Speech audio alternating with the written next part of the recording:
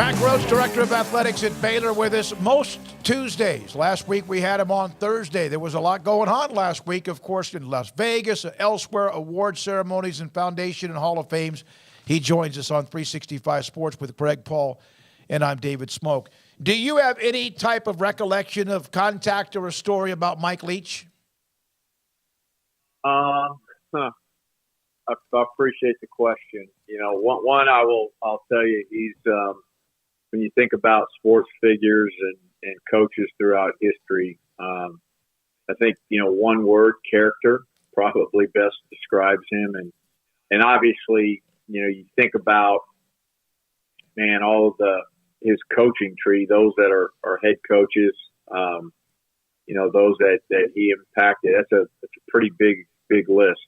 And, you know, a sad day. And, you know, I've seen, you know, Coach Leach, or I saw Coach Leach at a couple functions where, you know, literally he was just holding court with everyone. He was quite the entertainer when he was in front of people. And I think what struck me the first time was just the broad scope of subject matter he could touch upon. So, you know, obviously our thoughts and our prayers go out to the Leach family, and again, a sad day for college football. Your football coach, is part of that coaching tree, was Dave Aranda was a grad assistant for him, and Dave Aranda's a unique guy as well. The thing I think that I keep coming back to, Mac, is he was so unique in a business where it can be very cliche driven, right? And there are, you know, we're going to play so-and-so football, and we're going to do what we do, and blah, blah, blah, blah, blah. He was out there and unique. Are you drawn to those kind of, as an AD, drawn to coaches who are unique and cut their own path, or are not, you know, in the box of cliche machines? Yeah, I think I am. I think, you know, I'm probably drawn to those that aren't, you know, necessarily robotic and, you know, are prescribed with certain sayings and you know, maybe, sayings, thoughts. And I thought, you know, he was a breath of fresh air, in that sense, because he was obviously very, very comfortable in his own skin, or he seemed to be. You know, I didn't, you know, I don't want to, you know, make it sound like I had a relationship with him because I didn't. Now I know a lot of people that had close relationships with him, and so he was just unique. And you know, I thought, you know, I saw something today. He won at places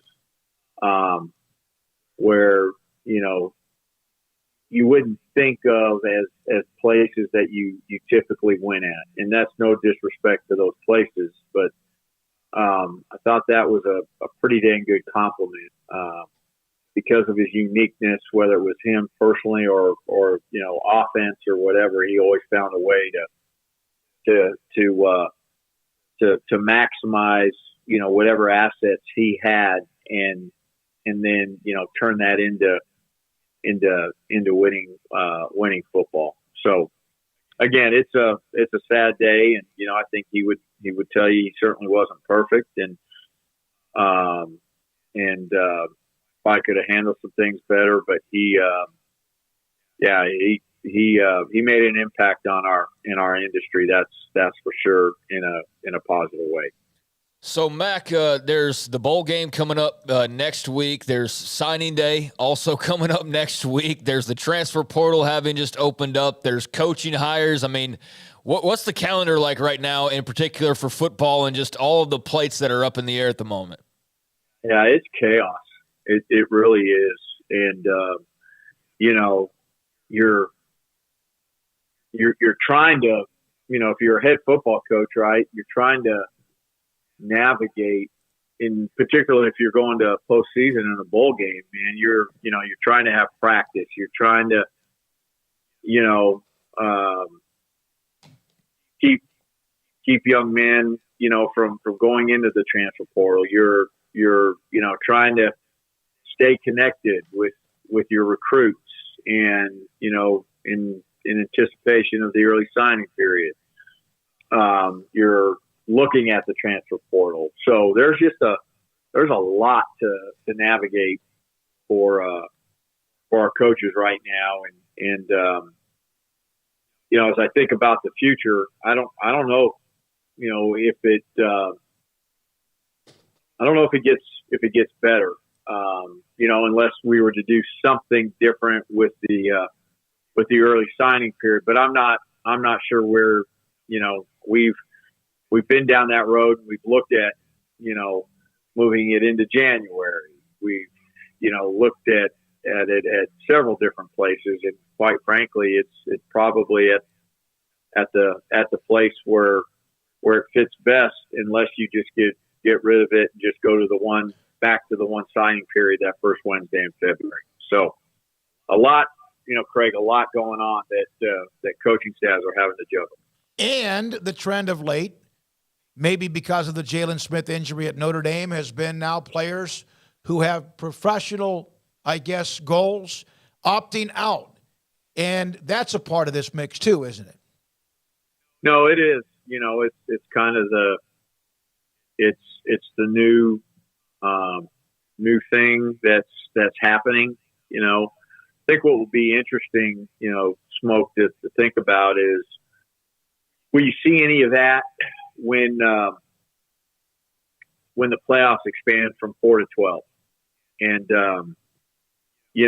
if and I'm obviously making this up, but if you're a team that's seeded 9 through 12, is that a quote unquote big enough game for a player to not opt out and to participate in? So that whole dynamic, I'm interested to see how that happens. I think what possibly happens is the other bowl games outside of those first games on campus, how do those feel? Is there still significance to them? And do you see it stable in terms of the number that opt out, or do you see it increasing? So just be interesting to keep an eye on it. Would those bowl games have to, maybe now that they live in the NIL space, have to maybe come up with paying the players to play in those bowl games to prevent some of those opt-outs? And even then, you're thinking about maybe even a significant number for one game, so it might not even be worth their while to do that. Yeah, Paul, that's an interesting idea. And, we just participated, men's basketball in the game versus Gonzaga, where, the student athletes, both teams earn name, image, and likeness money. And so maybe that's, a potential way of keeping some of the players to play in those games. And, that could evolve as we think about it. It's name, image, and likeness right now is such a moving target. And, I don't know. I just, it's hard for me to believe that 2 years from now will be exactly like it is today, what we know it is today. I just think it's gonna change. I could potentially see it come in house. You'd have to figure out the Title IX piece of that, but I think that's going to continue to change and evolve, and how that is interwoven into potentially postseason is going to be interesting. Will there be a day that comes the NCAA men's basketball tournament, and you think about that potential here in the future, new TV contract, and is name, image, likeness gonna have to be interwoven into that? That's the world we're living in. And I was talking to our staff. I'm not sure there's best practices anymore. It doesn't feel like there's best practices. It feels like there's safe practices, things that that you can do that are secure, but it just, everything is evolving at such a rapid pace. It's, just trying to stay proactive and make choices, the best choices you can as things evolve. Mack, one more question on the opt-outs. The other thing about it is, now, the way that coaches have managed redshirt years and, 4 games and all that, a lot of times most coaches are, saving the bowl game for one of those 4 that the people will have to play because of that. But that can be a game where you lose your eligibility, or you have to straight up and down play a guy you didn't want to play at all this year because he's the last quarterback on your team after transfer portal and opt-out to the NFL. Yeah, I mean, that's some of the stuff that, coaches are faced with. You've got one of the CFP, this is not an opt out, but this is a transfer, right? You've got, one of the teams in the CFP where they're, backup quarterback, a really, really good player. Just announced he's going into the portal, and he's going to a school within the conference. And so now, that CFP team, their starting quarterback gets injured, in the semis, or, that obviously huge impact. Because now you've got somebody on, that was 3 deep now having to move up, and how many staffs have they gotten? And, are they really prepared if their number's called? So, there's just it's the world we're living in. And, I think coaches are just having to find ways to adjust. Mack, I know that many times it's been discussed, the 2023 Big 12 schedule. It was going to be early December, but now we're at December 13th. Do you have, at least, can you give us a clue of when that might be released and your thoughts? Yeah, so, I think we talked about it, Smoak, on Thursday a little bit, and, the date that we had floated out there was mid-December, December 15th. I haven't heard anything differently. Now, I don't know that, the 15th is the specific date, but, as far as I know, I still think we're looking at, mid-December and getting it out there and at least the 23 schedule, so that we can move on. So we're close, but I don't have a specific date. Brett McMurphy yesterday had an article about the fact that there is some sort of momentum with Texas and Oklahoma possibly leaving the conference after 2023 and in 2024. Have you seen, heard, or been a part of any of that? So, I think, this conversation, we've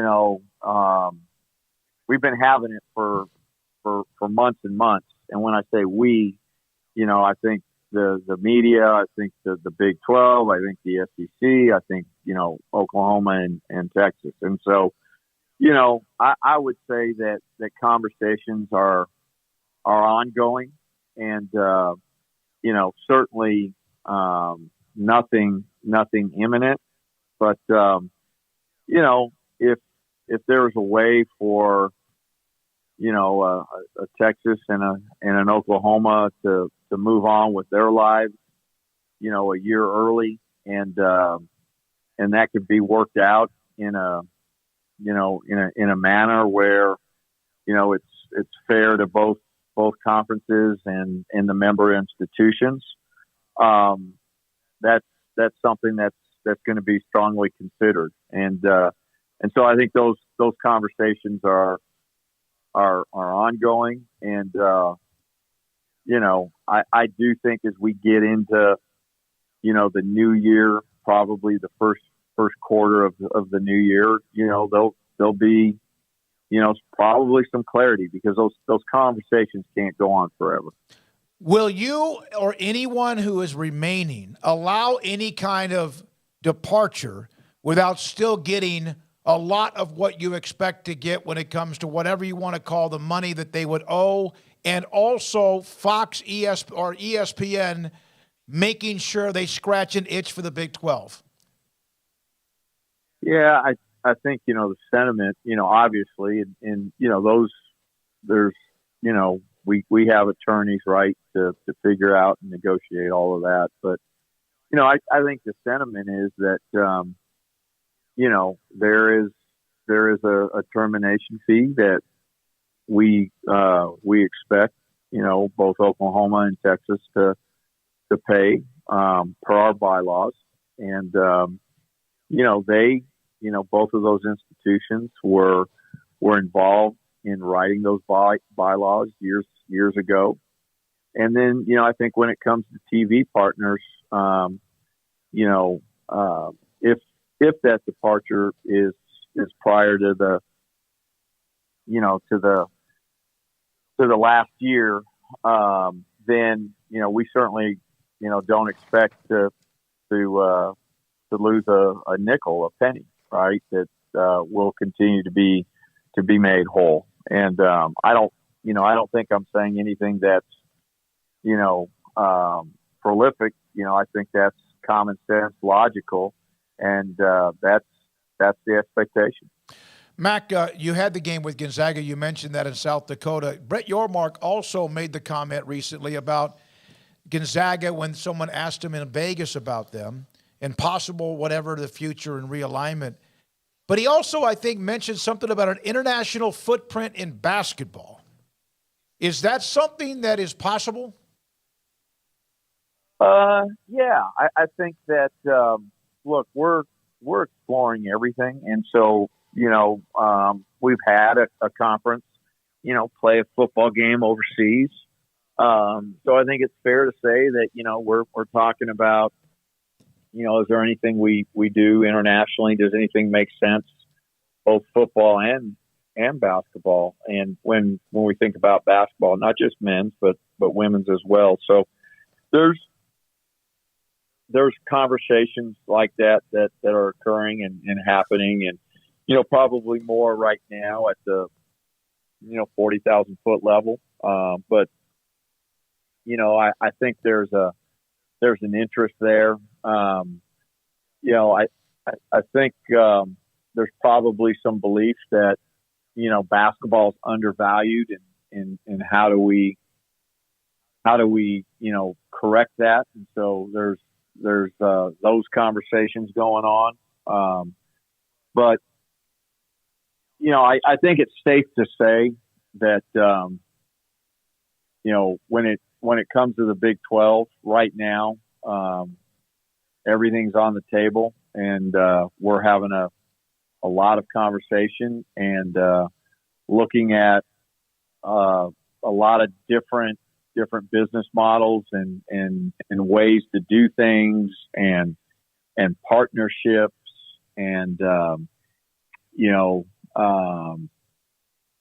connecting with a variety of different age groups. And so it's been really cool to be right in the middle of that and be able to speak into some of it and be a part of it. So, I think the Big 12 is going to continue to evolve, and what we are today, I think 12 months from now, we'll be different. There'll be some different elements in terms of the way we do business and operate. The bowl game's like 10 days away, less than that. Do you think that Dave Aranda will have a defensive coordinator named before then? That's a great question. I think it's a possibility. Craig spoke to, everything that's going on right now, bowl practice, recruiting, transfer stuff. And so I think that, it's hard to do a thorough search right now. Not to say that there haven't been conversations and contact and connections, but I think it's more likely it's going to be after. But there is still a possibility that something could happen before. And not only is Dave, dealing with all of the things that we've talked about, but he's right now running defense, and so having to navigate and do that, and so he's got a lot on his plate right now. Mack, thank you as always for your time and access. We appreciate you. Appreciate you guys. Take care. Mack Bye-bye. Rhoades, Director of Athletics at Baylor, on a lot of things, including the chaos, as he says, total chaos when it comes to NIL, transfer portal, all of the things, opt-outs, et cetera. And we appreciate his time most every Tuesday here on 365 Sports. I know we have Craig's Off the Radar coming around the